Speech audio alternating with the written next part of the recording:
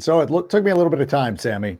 Had to sit here and collect my breath, go through everything, just trying to see, just trying to figure out if everything that I saw was real. As a matter of fact, when that kick went through, it was so funny because I was sitting there and I was like, okay, first of all, check, make sure that Washington does not have a timeout to ice the kicker.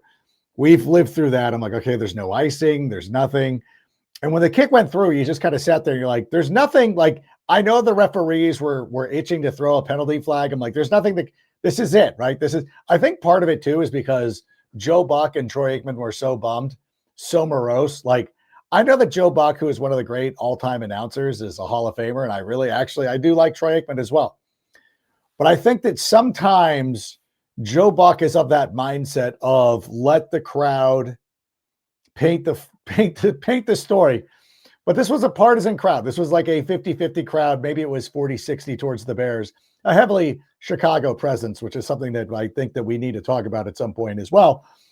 But it was like, we're good, right? Like, I think that everybody just was like, we're good, right? Like, there's nothing bad can happen now. I think we've been so traumatized over the years that we're like, this is for real. This is something we can do. And I think that ever since we got rid of Matt Eberflus, it's now come to be, I don't want to say expected, but we can now feel a little bit better.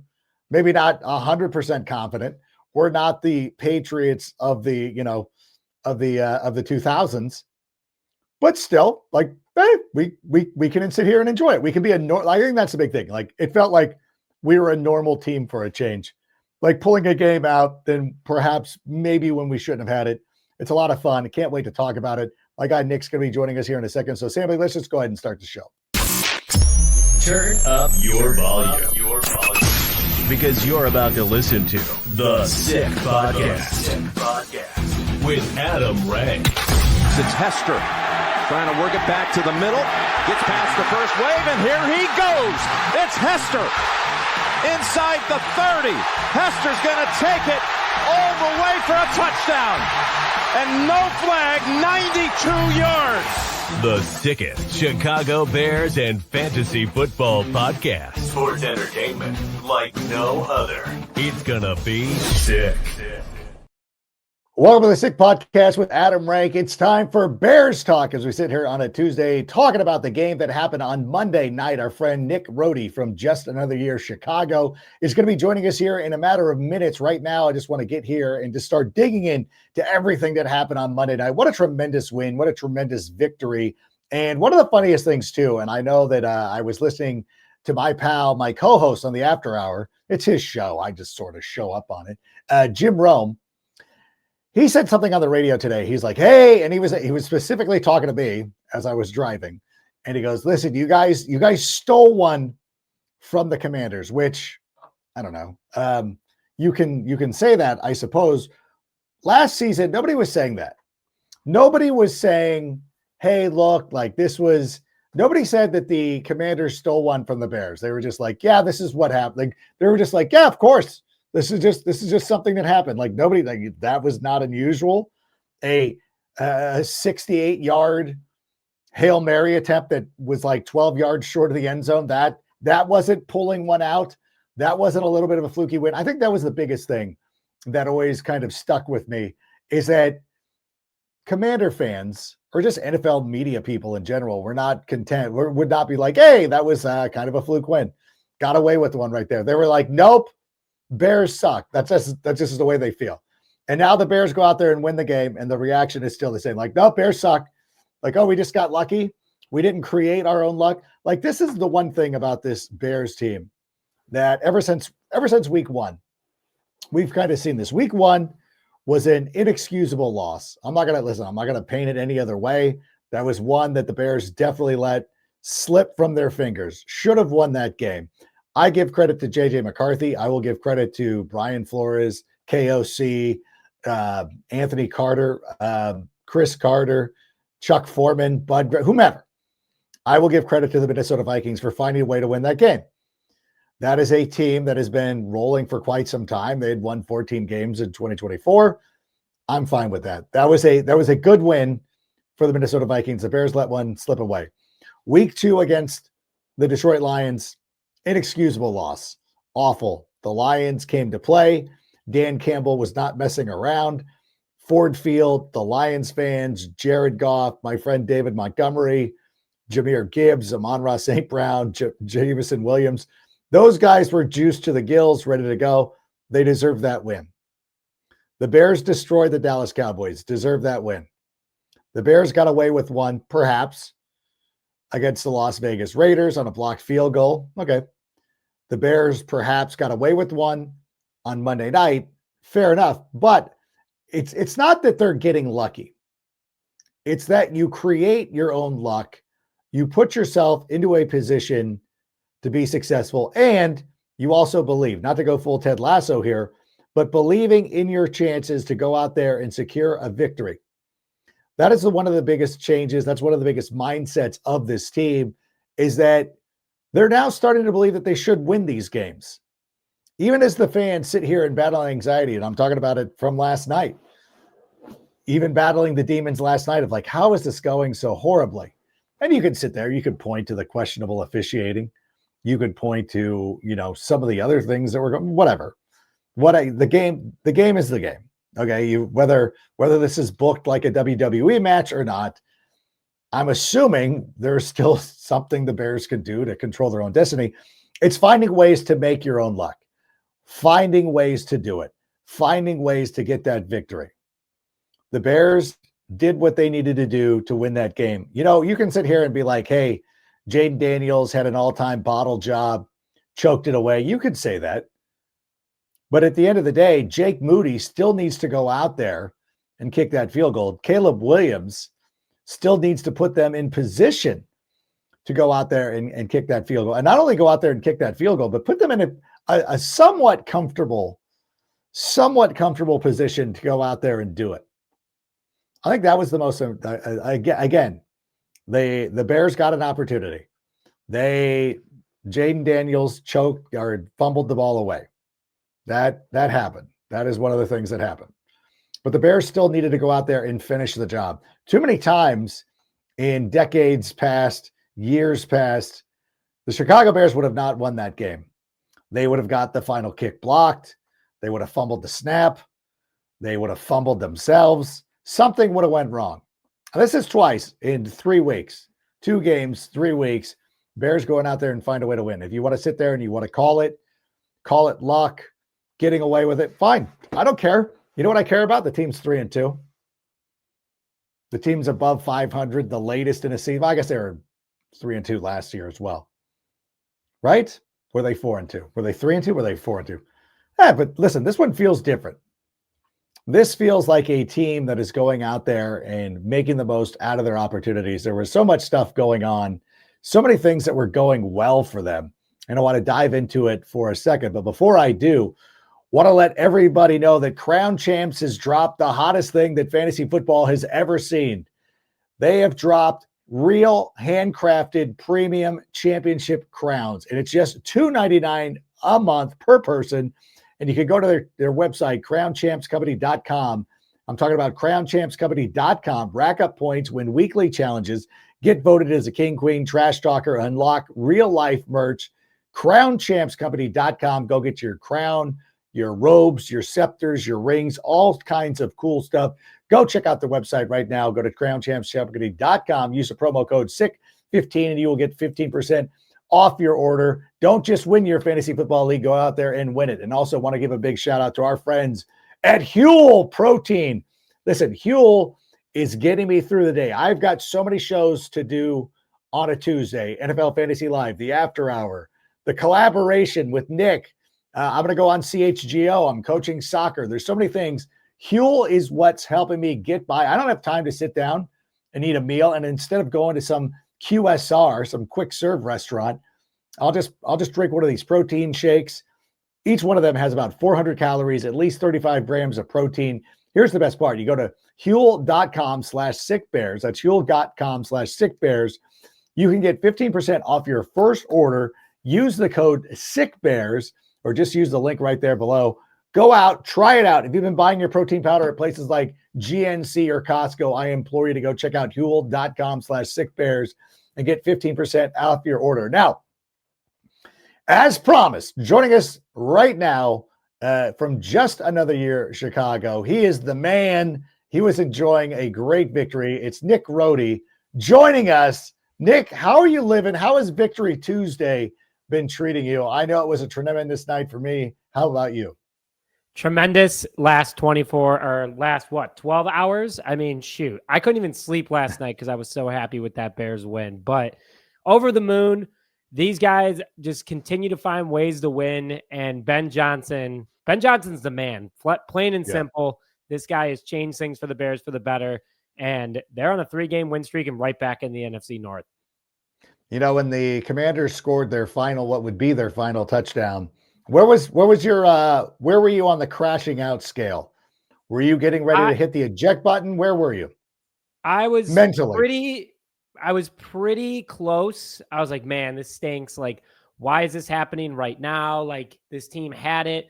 I mean, the officials were absolutely terrible. And I thought that they were a huge part of yesterday's, how dramatic the game was. That being said, it's not over till the clock strikes 0. And the Bears were close enough the entire time. They showed this is their 3rd comeback of the year, 1 in the preseason, 2 in the regular season, back-to-back weeks. I didn't hit it till the very, very end. But then when they got the ball back, I was like, all right, we got a shot here. Yeah, it was difficult. And I don't want to spend too much time talking about the officials. However, I think it's worth noting is that there's going to be times in your football career and games where the officials are not going to be in your favor. The calls are not going to go your way. You can feel like you got robbed. We could sit here and complain about Rome Odunze being robbed of a touchdown and one of the best throws or best catches of his career, one of the better throws by Caleb Williams this season. We consider it, and listen, there's not a lot of, you can't dispute it. The officials had a very bad night. But don't you think it says something that even with all that going on, the Bears were still able to find a way to win the battle? 100%. And that just shows the difference between this coaching staff and previous. I mean, not just the last one, but multiple before that. The Bears would have given up. They would have been thrown in the towel. Ben Johnson kind of, again, till the clock strikes 0. And just how are we going to come back from these penalties? How are we going to continue to keep things moving forward and play the football that we have been practicing and training for? And that's just the big difference there. And that's why so many people, I think, are respecting this Bears win, because they're like, wow, 9 penalties for 80+ yards. A lot of them weren't their fault. And the Bears still ended up pulling off the win against a respectful Commanders team, especially being able to stop their run, which they were the number 1 run team entering last night. So it truly speaks volumes to how this culture has changed, how things have continued to progress in the right direction. And I'm pumped up about it. You know, you talk about stopping the running game. I think Ja'Cory Krosky-Merritt was coming off a monster game. A lot of people, myself included, at least from a fantasy perspective, were expecting him to go out there and have another great game. The Bears were able to slow him down. Do you attribute that more to like Kyler Gordon returning, TJ Edwards returning? Maybe it was Dennis Allen making the most of his personnel. What was the big key for the Bears to be able to stop this rushing attack of the Commanders? I mean, listen, all those guys definitely had an impact. Kyler Gordon's one of the best defensive backs against the run. You can put him on a spy package. You can put him in on different ways in order to stop the run and especially get pressure on Jaden Daniels. One of the big sacks, one of Javon Dexter's 1.5 sacks was because of pressure by Kyler Gordon. But really, to me, it was Montez Sweat. Montez Sweat turned it on in the second half. He, big momentum shifts with the multiple tip passes, the fumble. He was getting in the backfield at ease, and that was opening up everything for everyone else. Like, once one of our edges gives them the rest of the defensive line an opportunity, because Andrew Billings and Javon Dexter, we've seen them the last 3 years and what they can be together. I mean, imagine if Grady Jarrett was 100% and out there. I think the Bears would have had even more of a field day against the run. But we've kind of talked about it on recent week shows, and everything is in phases. Like, this entire offseason leading up to the preseason was in phases. Ben Johnson's like, we finished phase 1, now 2, now 3, now 4, so on and so forth. That's what they're doing with the different parts of this team. And it starts with the defensive line, then the middle of the field, and then the defensive backs. And I think they've finally established, the first week was more so the linebackers. The second couple of weeks, or the next couple of weeks, was the defensive backs without Jalen Johnson. That was an adjustment. And now Dennis Allen's like, okay, Now let's focus on the defensive line, because if we can stop the pass and make teams plan against us like that, then that's going to lead to us not being able, they're going to be forced to run the ball, and that'll help our defensive scheme pick up the little tweaks that we need to do. And I think that's what happened. And hopefully, and I think we are going to see the defensive line play a lot better for the rest of the season. Would you anticipate them going out there and making a deal perhaps? Or do you think that with the personnel right now, they've probably got the guys that can go out there and help this team continue to be successful? I really do think that there's a deal going to happen that we're not going to see coming. And, Trey Hendrickson has definitely been the big name that a lot of us have talked about. He's been linked multiple times with how the Bengals are doing. Bears get to see him at Soldier Field before the trade deadline. I think that there is an opportunity for the Bears to go out and make a play for a player like a Trey Hendrickson. It might not be Trey himself. I would love if it was, because then we don't have to pay him half his season money if we trade for him at the deadline.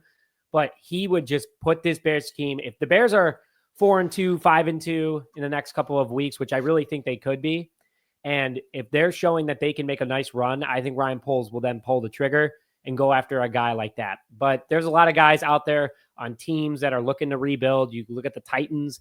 You can look at some other teams that are just down at the bottom right now that the Bears can go out and pick someone up that'd be an instant impact. So I think that Ryan Poles does have a trick up his sleeve right now. Yeah, there's a lot of momentum. The feeling of the team is now different. A couple of weeks ago, I was hemming and hawing whether I was going to come out to Chicago or not. Now, after this win against the Commanders, I might still wait till the Saints game. But now that they've beaten the Commanders, I feel like, maybe I need to go in, secure my plane flights. And if I do get my flights, I'm going to be flying in on a Saturday. And the first stop I'm going to make when I land in Chicago is Twisted Shamrock. Oh, my gosh. I can only imagine the party that was going on at the Twisted Shamrock on Monday night. I'm sure it was bedlam. I'm sure it was crazy, because Twisted Shamrock is the place to be for all of Chicago sports, whether you're a fan of the Bears, Bulls, Cubs, White Sox, Blackhawks, Sky, Fire. Twisted Shamrock is the place to be on game day. Monster giant screen TVs in the private party room, over the bar, and of course outside on their patio, which patio weather, listen, it's Chicago. You can go outside in the cold. You're going to be just fine, but they got a tremendous patio as well to go check it out. The best part about the Twisted Shamrock, they've got the best staff, the best crowd. They've got drink specials and the best old-fashioned in the entirety of the Midwest. It's Twisted Shamrock right there by Midway Airport. Make it your first stop when you land in town, or if you want to go catch a game, it is the place to be for Chicago sports. That is Twisted Shamrock. Moving to the offensive side of the football, I think one of the most impressive things was how well DeAndre Swift was running the football. Again, you talked about the phases that Ben Johnson is trying to install his plan. Do we feel like this rushing attack that we saw on Monday night is going to be the rushing attack that we're going to see pretty much for the rest of the season? I think so. I think DeAndre Swift finally got in his groove. And also, we have to remember, he's been playing hurt for the first 4 weeks of the season. He had 2 weeks off, healed up, and he was the savior of yesterday. It was the DeAndre Swift game, hands down. I know everyone's like, Jake Moody's the hero. DeAndre Swift is the reason why this offense not only got moving from a running perspective, but he had the only receiving touchdown of the day, 55 yards from Caleb Williams on a beautiful pass, and he looked comfortable. He was seeing the field really well. The offensive line definitely got into that next phase of being able to open up opportunities for him to run through those small gaps, considering DeAndre Swift, no pun intended, he's a Swifty back. I mean, he can find gaps and run through it. And I do want to give a shout out to Theo Benedict. I think Theo Benedict's a huge reason why that run game got established. So I think we're going to see it a lot more. Kyle Monangai had a nice day too. I mean, he averaged 3.8 yards per carry, but he got it going when it mattered. And listen, 3.8 yards per carry, I'll take that. That's moving the chain. You know, on third down, you're looking at a third and short right there. And I think he did a great job. So I think the rushing attack is going to be definitely more impactful. Now, I've been saying, and I think a lot of other people have, and we might have mentioned it too, but I know that it's been a topic of discussion that the Bears might go out and get a running back at the trade deadline. I don't think so anymore with how things are going. Rashawn Johnson got running last night. He had a carry, only one for 6 yards, but he was impactful. And the Bears have that deep, not a deep room to our knowledge, but a deep depth chart at the running back position. So I think we're going to see a lot more running on the ground now that it's on film and we did it against the Commanders, who are a respectful defensive line, I think the running back game is going to be just fine moving forward. Yeah, and not to correct your math, but 3.8 per carry over 3 carries would be a first down every time. So yeah, we'll take It would that. be. It That's would be. exactly what it's more than 10. So I was teaching my daughter multiplication, doing some multiplication yesterday before the game. So I'm caught up on it. I'm like, hey, I can do the estimations and stuff like that. But I thought his running was really like, I like the change of pace. I'd been talking about him a lot, not only on this show, on the NFL Fantasy Live show, of somebody who's probably going to start getting more carries. And you could see that it's tough running too. Like when you tackle Kyle Monangai, you know it. Like you were left there being like, okay, this guy, we were playing football. I definitely know that. So that was a very encouraging sign about Kyle Monangai getting in there a little bit. Of course, DeAndre Swift going out there and doing his thing. I love DeAndre Swift. So excited for him that he was able to go out there and do what he was able to do. But let's get to the thing that everybody wants to know, and let's talk about Caleb Williams. Caleb Williams, a pair of touchdowns, 1 rushing, 1 throwing. He also threw a beautiful ball to Rome Odunze, and obviously Theo. This is one of the things too, is I'm glad that that the Bears won, so that they didn't go back and be like, well, if Theo Benedict hadn't been flagged there, and it was a ticky-tack flag. I don't know why the NFL has decided that these small, like non-infractions need to be enforced the way that they are, especially near the goal line to nullify a touchdown. Like, what are you doing? Like this is, and it's not just the Bears, and it's not just the Bears. It happened to Brian Thomas Jr. on Sunday because Travis Hunter was lined up in the wrong spot. And you're like, what are we doing here? Why are we being this way? If you're going to allow the Philadelphia Eagles to get a head start on the brotherly shove, then I think that you can give a rookie or a second-year lineman a touch of grace, a little bit of grace in that instance. But let's talk about Caleb Williams, who, again, you could sit here and no quarterback gets scrutinized as much as he does. I thought he played pretty well. Can he make some better throws? Absolutely. Did he rush some throws? He did. But I think by and large, when it was time to win a football game, Caleb Williams got it done. And I am very comfortable with the performance that he put out there on Monday night. I couldn't agree more. And I think that what a lot of people need to realize is that he's the king of consistency right now. First 5 games, 200 plus passing yards. He has over 10 total touchdowns, not throwing interceptions often like he used to. I mean, he's got the best touchdown to interception ratio by a number 1 overall pick since the year 2000 out of anybody. I mean, in his first 22 games. That's a big one right there. First Bears quarterback to have 5 games in a row to start the season with 200 plus passing yards. And on top of it too, according to Next Gen Stats, shout out to Greg Braggs for retweeting this one, he has the highest expected completion percentage at 71.5. He is killing it right now. And yes, he had more passing yards than Jaden Daniels last night. Jaden Daniels had more touchdowns, but that's because they couldn't establish the run. Caleb Williams also, to me, and Adam, I want to hear your thoughts on it too, is that Caleb Williams is just exploding in maturity. And that's what you need out of a quarterback. That's what you need out of a leader. That's why he's wearing the C on his chest. He could have last year been like, no, I want to win this game. I don't want to give it to DeAndre. I don't want Moody to do it. I want to be the hero here. Instead, he was listening to Ben. He knew his role. Ben Johnson even said to him, and Caleb talked about it yesterday in his presser, saying he talked in the headset saying, tell the big boys we're going to win this game on the ground. And that's exactly what they did. And Caleb's like, fine, let's do it. He still got 250 passing yards. He's got over 1,100 on the season. I mean, this is everything Bears fans have wanted in a quarterback. We know what we got. The NFL is starting to respect it a little bit more. And of course, you're going to have that one person out there being like, whoa, Caleb didn't do this. No, just stop. Just everyone stop. He is growing. He's doing a great job. And I think the maturity is the biggest factor here. Because if you're smart on the field and also you trust your teammates and you know your role in a situation, that's what's going to help you win ball games, especially with Ben Johnson as your head coach. You know, and as much as they ding Caleb Williams for perhaps being aloof, not being engaged. Oh, he ran to the sidelines one time after a game, after a loss at USC and all this stuff. He's never had a moment, especially in a clutch situation where he just lost his focus and lost the football. Right. Like that is one of the things, like when Jaden Daniels was up there on the podium and he's like, yeah, I just fine. I forgot what I was doing. Like, bro, it's 3 minutes left. Like if there is ever a time to be dialed in, like, yeah, I guess it's funny to be laughing when you throw an interception in the end zone in the first quarter or near the goal line. That's fine, whatever. Like, hey, you want that kind of demeanor. You don't want to be too chappy or anything like that. Fair enough.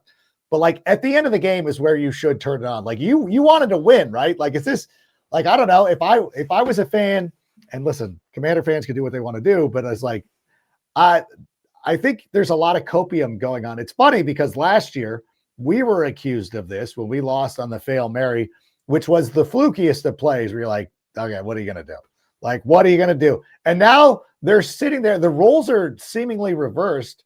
And they're like, yeah, you fumble. What are you going to do? Like, that's a bigger deal. Like, obviously, Tyreek Stevenson made a blunt. But even then, even on that blunder, even if he just knocks it down into the side or anything like that, that game's over. Caleb is 2-0 against Jaden Daniels, whatever you want to say. But the fact that you won't own it and be like, yeah, the first one was a little fluky as well. And now they're coming out. I forget. There's been so many posts, so many guys posting all these metrics like, hey, like, look at this, look at this, look at this. And it's like, you know what? The one metric that you're never posting is the score of the game and the turnover battle.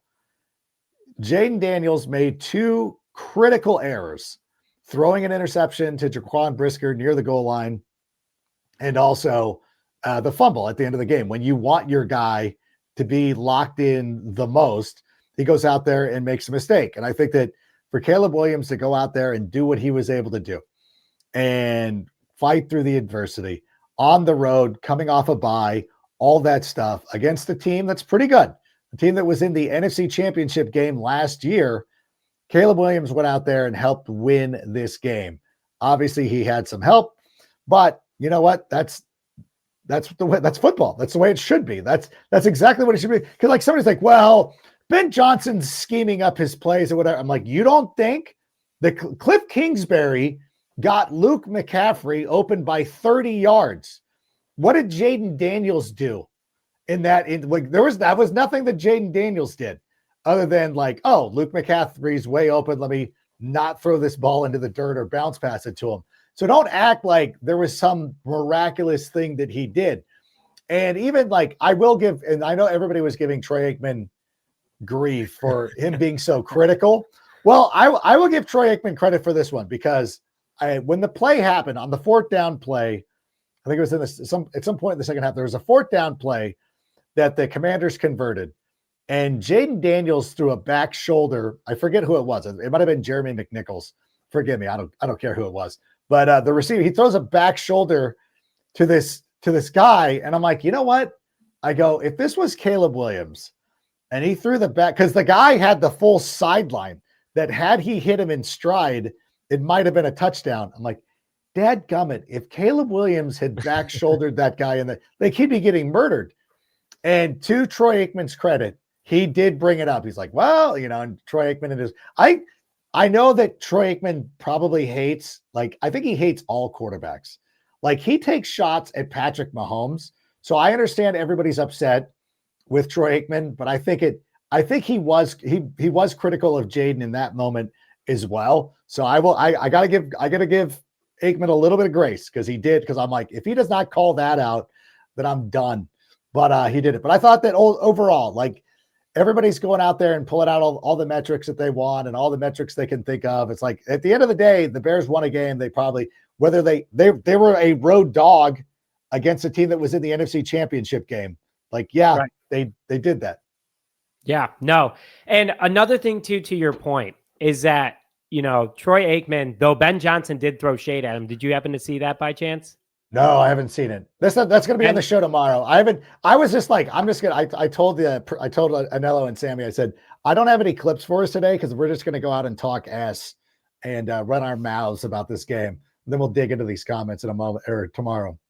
I know Braggs will definitely break it down pretty good too. All I'll say is that Ben Johnson, he didn't call out Troy Aikman specifically, but he was like, I know some people really weren't happy with the luck we had winning the game. And I was like, oh.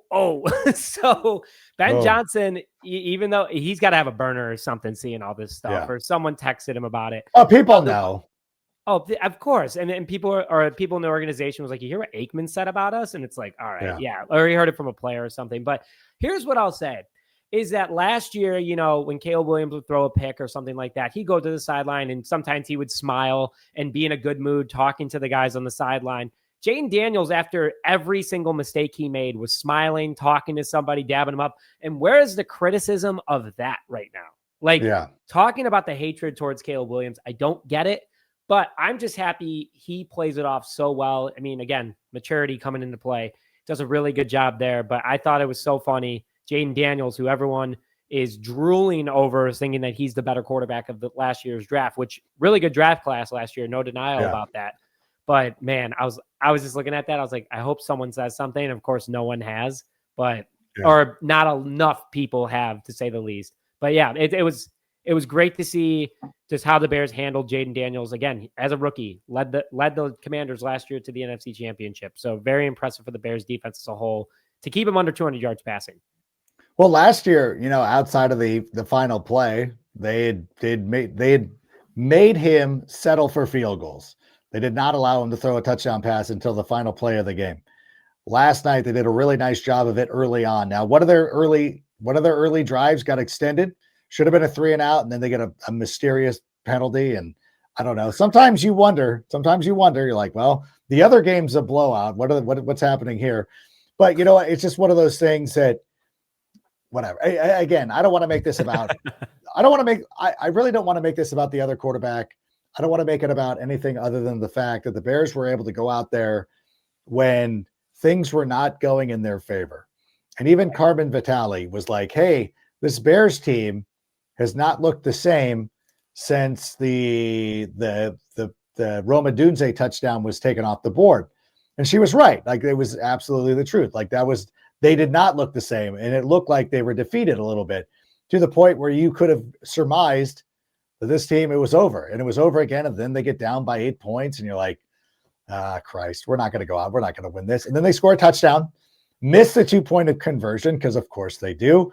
And then this leads to like some of the other questions about decisions that Ben Johnson made. Like, he should have gone for the field goal there, should have ran the ball here. And I think those are very valid concerns and criticisms. As great as it feels to win the ball game, and it does, I think it is fair for the coaching staff, not us. We shouldn't care. We're fans. Who gives an F? We're not in the room. But I think as a coaching staff, as they start self-scouting, they will go back and look at, well, maybe we should have kicked the field goal here.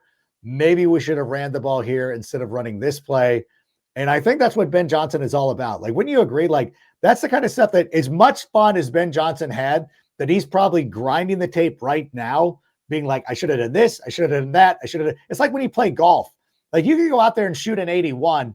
Do you celebrate the fact that you shot an 81? Or do you go like, I should have had a birdie here, should have made par here, should have hit the fairway here, should have got on in 2, like, right? You know what I'm talking about? I mean, I'm a 101 golfer. Like, literally just can't get past it. So 81, I would be ecstatic. That being said, after that, or it's kind of like with content creation, you know, like I look at videos, I'm like, man, I could have done this a little bit better. I could have done that better. That's where I go with my mindset. But no, totally. You know that they were like, one there. It happens. As long as you win the dang game, you just gotta be happy about what happened. You know what I mean? Like, it is what it is.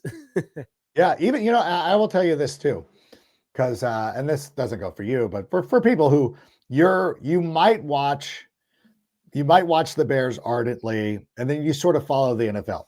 As somebody who is sitting there at the NFL Network on Sunday, watching every game, going through, like, grinding every game, doing a show with Patrick Claybon, the stuff that we complain about with the Bears, like, why did they run that play? How did they blow that coverage? How did this happen?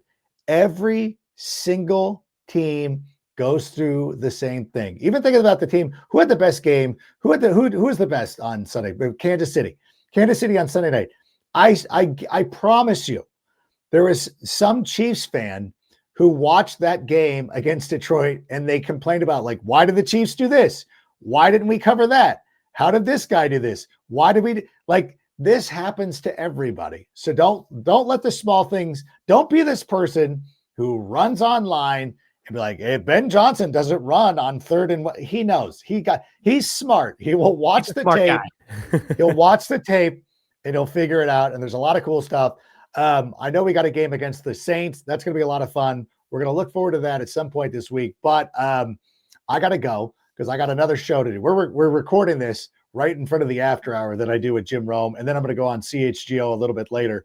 So, Nick, I want to give you one last opportunity. I just want to get your final thoughts before we get out of here. And then how do you feel, man? Like what are you feeling right now?